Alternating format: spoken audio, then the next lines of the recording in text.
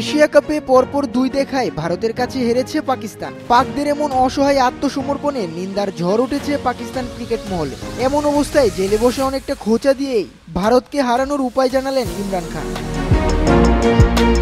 জেলবন্দি ইমরান খান বলেন, পাকিস্তান ক্রিকেট বোর্ডের চেয়ারম্যান মহসিন নাকভি এবং পাক সেনাবাহিনীর প্রধান আসিম মুনিরের ব্যাট হাতে ওপেন করতে নামা উচিত, তাহলেই পাকিস্তান হারাতে পারবে ভারতকে। পাকিস্তানের বিশ্বকাপ জয়ী অধিনায়ক ইমরান খান বোন আলিমা খানের মাধ্যমে এই খবর পৌঁছে দেন।